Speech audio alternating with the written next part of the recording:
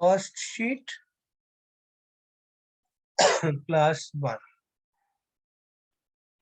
ठीक है, cost sheet जो है हम इसके बारे में जानते हैं। फर्स्ट चैप्टर हमने देख लिया, इसके लिए हम फर्स्ट चैप्टर में से अभी हमारे लिए इतना ही काफी है। ठीक है, सेकंड चैप्टर में कॉस्ट शीट है। कॉस्ट शीट के बारे में हम जानते हैं, क्योंकि अभी तक हमने बच्चा देखा कि हमारे पास जो है क्लासिफिकेशन हमने सीख ली कि कॉस्ट को क्लासिफाई कैसे करना है different different point of view से, चाहे हमने एलिमेंट्स के थ्रू देखा, चाहे हमने नेचर के थ्रू देखा, चाहे हमने फंक्शंस के थ्रू देखा, हमने क्लासिफिकेशन प्रॉपर सीखी। अब हमारे को करना क्या होगा, अब हमें बच्चे इस क्लासिफिकेशन के हिसाब से कॉस्ट को कंप्यूट करना है ना।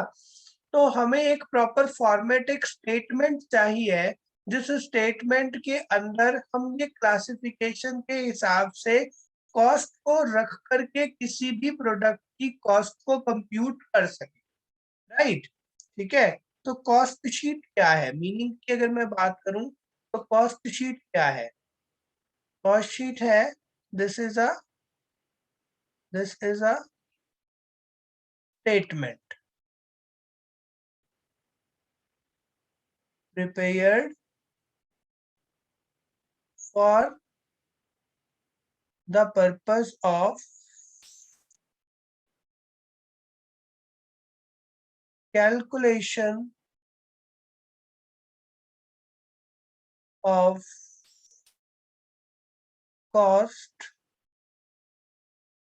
per unit। ठीक है, ये एक स्टेटमेंट है जिसके थ्रू हम cost per unit and total cost, ठीक है, जिसके साथ, जिसके थ्रू, जिसकी मदद से हम क्या करते हैं, कॉस्ट को कंप्यूट करते हैं। यानी कि जो भी आपकी इंडिविजुअल आपने क्लासिफिकेशन के थ्रू कॉस्ट निकाली है, उस सब कॉस्ट को इस स्टेटमेंट में रख करके हम कॉस्ट को कंप्यूट करना सीखते हैं। राइट, आई होप समझ में आ गया आपको।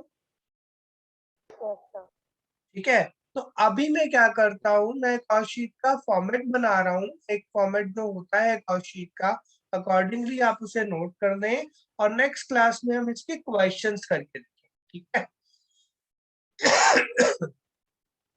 तो ये इसका फॉर्मेट है, फॉर्मेट ऑफ कॉस्ट शीट।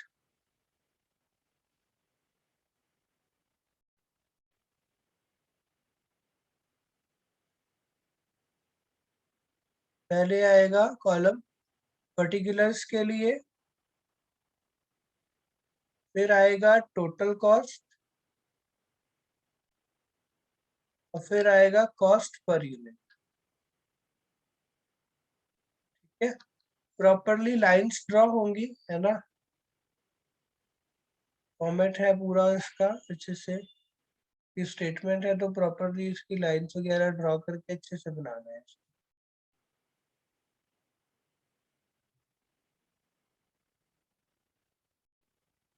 ठीक है, इस तरीके से आपका ये स्टेटमेंट बनेगा।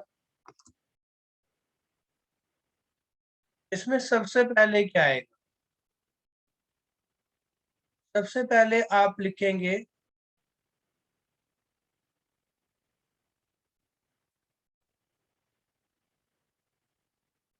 Direct material. अब हमें इस बात को लेकर के तो कंफ्यूजन नहीं है ना कि मटेरियल दो तरीके के होते हैं, डायरेक्ट और इनडायरेक्ट। किसी को ये तो कंफ्यूजन नहीं है ना? No sir. राइट, ठीक है। तो हम यहाँ पर सिर्फ और सिर्फ सबसे पहले डायरेक्ट मटेरियल लेते हैं, और डायरेक्ट मटेरियल्स जो होता है वो हम लेते हैं डायरेक्ट मटेरियल्स परचेज। बहुत इंपॉर्टेंट बात है, डायरेक्ट मटेरियल जितना भी हमने परचेज किया, जितनी भी परचेजेस हुई, वो सारा हमें लेना होता है। But let me take an example here. ठीक है, फॉर एग्जाम्पल आप कहीं आपको कहीं किसी मैरिज में जाना है, लेट सपोज, और आपने एक डिजाइनर ढूंढा, और आप एक डिजाइनर ड्रेस अपने लिए बनवा, राइट।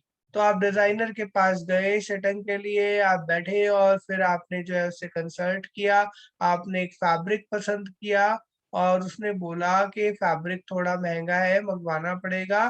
तो आपने कहा कोई बात नहीं, आप ये फैब्रिक मंगवाइए और इसी फैब्रिक में मेरी ड्रेस बनाइए, राइट। सो उसने एक दिन दिया आपको कि इस दिन आकर के आप ये ड्रेस आप कलेक्ट कर लेना। Then when you went for collecting your dress, जब आप गए, then he has given you a bill of rupees, let's say 10 lakh, 10 lakh रुपए का उसने बिल आपको पकड़ा दिया। तो आपने कहा भाई व्हाट इज दिस, 10 लाख रुपए, दिस इज क्वाइट एक्सपेंसिव, मतलब क्या ऐसा हुआ है इसमें, क्या ऐसा लगाया है। Then he said I told you कि भाई वो फैब्रिक थोड़ा महंगा है, दैट्स व्हाई आपका जो बिल है वो इतना बना है, right. So what he told you, आपने पूछा व्हाट यू आस्क्ड देन कि भाई बताइए फिर कैसे, मतलब कैसे कैसे है। देन ही टोल्ड यू कि भाई एक्चुअली ना वो जो है फैब्रिक जो है वो 800 रुपीज अ मीटर का फैब्रिक है, और जो मैंने जो है वो 1000 मीटर फैब्रिक मंगवाया है ना। तो 8 लाख रुपए का तो फैब्रिक ही हो गया, ठीक है। 800 मीटर का फैब्रिक है और 1000 मीटर फैब्रिक मैंने मंगवाया है, और 8 लाख रुपए का तो फैब्रिक ही हो गया, बाकी हमारी कॉस्ट लग गई। और ठीक है, देन व्हाट यू विल से कि 8 लाख रुपए तो उसने फैब्रिक के जोड़े हैं 10 लाख में, तो what you will say, is there any objection, is there any query, कोई क्वेरी होगी आपकी या नहीं होगी।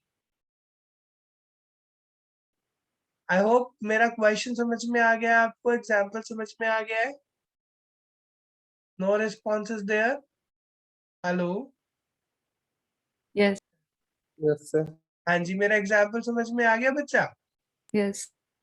बताओ आपकी कोई क्वेरी, कोई ऑब्जेक्शन होगा कि नहीं, कि आप उसे आराम से 10 लाख रुपए दे आओगे। आई रिपीट, हाँ जी बोलो, बोलो बेटा बोलो। होगा सर। क्या क्या ऑब्जेक्शन होगा बच्चा, बोलो बताओ। सर प्रूफ तो लेंगे उससे। बस प्रूफ लेंगे, अच्छा प्रूफ दिखा देगा, वो बिल दिखा देगा तो आप 10 लाख रुपए दे आओगे, ठीक है, ऐसा। उस ड्रेस में कितना फैब्रिक लगा? Yes, this is the main point बच्चा, एक्चुअली।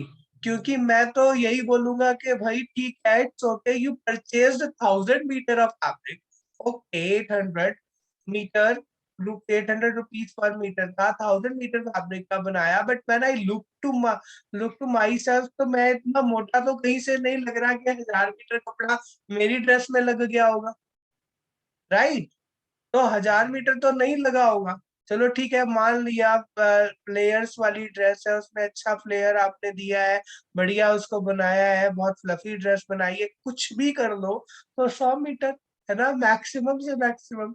भाई 1000 मीटर कपड़ा, मतलब मेरी ड्रेस में ही थोड़ी लगाया होगा सारा कपड़ा, है ना। So I will be interested in paying for the fabric that you used in my dress only, right? I'll not pay you for the entire purchase that you made, just because that is your stock and you will use the same for producing another dresses, right? Simple सी बात है ना, right? Yes. So the point that I want to explain here that whatever you purchase cannot be termed as a part of cost itself, right. जो तुम purchase करते हो, जो भी कुछ परचेज किया जाता है, वो कॉस्ट अपने आप में ही नहीं बन जाता है ना। जो भी कुछ परचेज किया है वो कॉस्ट नहीं है, ठीक है। वो कॉस्ट जब बनता है जब उस परचेज को किसी भी प्रोडक्ट के प्रोडक्शन में इस्तेमाल किया जाता है। समझ आ रही है मेरी बात, व्हाट आई वांट टू से, राइट। Yes. ठीक है, तो what ever is left with the manufacturer is his और हर्स स्टॉक, इन्वेंट्री है वो आपकी कॉस्ट नहीं है, राइट। तो that's why you can be provided, you could be provided with the information of material purchase, but you should not take the same as a part of cost, it requires adjustment, right? इसमें आपको एक adjustment की जरूरत है, और वो adjustment होगी eight opening stock of material, जो आपके पास पहले से पड़ा था, मान लो आपने 10,000 रुपए का मटेरियल मंगाया और 1,000 रुपए का मटेरियल आपके पास पहले से पड़ा था, तो जो टोटल मटेरियल हो गया आपके पास 11,000 रुपए का हो गया, less closing stock of material, जो आपके पास मटेरियल बच गया। ठीक है, तो जो आपके पास मटेरियल बच गया, मान लो 10,000 का मंगाया था, 1,000 का पहले से पड़ा था, 11,000 का मटेरियल टोटल हो गया, 8,000 का क्या कहते हैं 3,000 का मटेरियल आपके पास अभी बचा हुआ है। तो 11,000 का टोटल मटेरियल था, 3,000 का मटेरियल आपके पास बचा हुआ है, दैट मीन्स कि आपने 8,000 का मटेरियल इस्तेमाल किया है, that could be considered as your cost, right. ठीक है, सो डायरेक्ट मटेरियल यहाँ से जो निकल के फिगर आएगा उसको हम बोलेंगे direct material consumed. So what you should take as a part of cost, not the direct material purchased, but the direct material consumed. ठीक है, हमें क्या लेना है as a part of total cost? Direct material consumed को हमें part of total cost लेना है, ना कि डायरेक्ट मटेरियल परचेज को। That is the main point, right? समझ गए? Yes sir. हाँ जी, सभी समझ गए ना बच्चे? हमें क्या लेना है? डायरेक्ट मटेरियल कंज्यूम्ड लेना है, परचेज्ड हमें नहीं लेना है। परचेज के साथ ही एडजस्टमेंट होगी। अगर कहीं किसी क्वेश्चन में परचेज दे रखा है तो आपको समझ जाना है कि इसके साथ हमें ये एडजस्टमेंट करनी है। ठीक है, this is the first thing. तो डायरेक्ट मटेरियल की बात आ गई। फिर आपकी डायरेक्ट लेबर, जितनी भी आपने पेमेंट करी है डायरेक्ट लेबर, वो आपको लेनी है। देन आपको डायरेक्ट एक्सपेंस लेने हैं। ठीक है,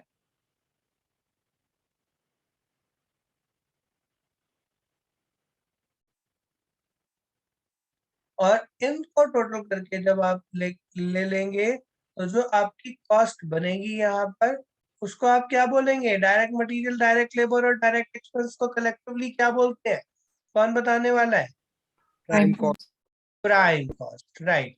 तो पहली चीज आपकी आइडेंटिफाई हो जाएगी यहाँ पर, prime cost, that is direct material, direct labour और डायरेक्ट एक्सपेंस। यहाँ तक समझ गए अच्छे से? Yes sir. ठीक है, उसके बाद अभी ये बताओ आपकी क्लास नेक्स्ट कब है? 10:30 नहीं है? 10:40 10:40। अच्छा, तो 10:30 तो बजने जा रहे हैं, बज ही गए बिल्कुल। ठीक है, चलो कोई बात नहीं, प्राइम कॉस्ट तक अभी करते हैं, है ना? फिर उसके बाद नेक्स्ट क्लास में पहले कॉस्ट शीट को कंटिन्यू करेंगे, है ना, और उसके बाद क्वेश्चंस करेंगे। ठीक है, ठीक है। Okay sir. Is there any query? किसी को कुछ पूछना है तो पूछ सकता है। कोई क्वेरी है किसी की भी? कोई क्वेरी, कोई डाउट? सर जो फैब्रिक है वो इनडायरेक्ट है या डायरेक्ट है? क्या बच्चे? Bad debt? No sir, fabric. Fabric, fabric की कॉस्ट डायरेक्ट कॉस्ट होगी, डायरेक्ट मटेरियल गिना जाएगा। अगर आप उसके किसी भी कॉन्टेक्स्ट में पूछ रहे हो, आप फर्नीचर चेयर के कॉन्टेक्स्ट में पूछ रहे हो या ड्रेस के कॉन्टेक्स्ट में पूछ रहे हो? चेयर। चेयर के कॉन्टेक्स्ट में भी डायरेक्ट ही है ना, और उसके कॉन्टेक्स्ट में भी, क्योंकि जो भी अगर आपको कभी भी ये कंफ्यूजन आए ना कि कौन सी कॉस्ट डायरेक्ट है कौन सी, तो ये सोच लेना क्या मैं इसे पर यूनिट निकाल सकती हूँ? अगर ये इजीली पर यूनिट निकल जाएगा तो ये डायरेक्ट है, और अगर नहीं निकल पाएगा तो ये इनडायरेक्ट। ठीक है, ये बेसिक सा थंब रूल है। ठीक है, ओके। और कोई क्वेरी और कोई डाउट है किसी को बेटा? Is there any doubt, any query? Sir एक ऐसी क्वेश्चन है हाँ बोलो बेटा। सर, सिलेबस कब तक हो जाएगा? डोंट वरी रजत, इस बार सिलेबस जल्दी हो जाएगा। नहीं, ठीक मैं है। सर ऐसे ही पूछ रहा हूँ सर, बीच में ट्रेनिंग का भी टाइम लेना ना सर। अच्छा, ट्रेनिंग कब से है आपकी? सर फेब या लेट फेब या अर्ली मार्च में मेल आएगा। अच्छा, कोई बात नहीं, लेकिन देखो ये मान के चलो कि 2.5-1 महीने तो लगते हैं सिलेबस में, है ना? ओके ठीक है, सर। इतना तो लगभग मान के चलो, क्योंकि देखो 18, लगभग 18 चैप्टर्स है ना। जल्दी जल्दी यस भी सर। करेंगे तो फिर इतना टाइम तो चाहिए ना। फिर प्रैक्टिकल्स आ जाएंगे तो उसमें आपको उसके लिए भी चाहिए, है ना, यस प्रैक्टिस के सर। लिए भी टाइम चाहिए, बीच बीच में टेस्ट भी दूंगा, तो इतना तो मान के चलो, है ना? ठीक सर है। क्लास का टाइम एक्सटेंड हो सकता है? 2 घंटे की बात चल रही थी, लेकिन अभी शायद आपकी और क्लासेस है, इस वजह से 1.5 घंटे रखा है ना? Okay sir. तो इस वजह से 1.5 घंटे रखा है। अब 10:40 की बच्चों की क्लास है ना, तो इसलिए 1.5 घंटे का रखा है। अदरवाइज देखेंगे बीच में अगर कुछ टाइम निकलेगा तो 2 घंटे की कर देंगे। ठीक है, ओके ओके सर। और कोई क्वेरी और कोई doubt? No sir, thank you sir. Okay, और किसी को बेटा कोई डाउट, कोई क्वेरी?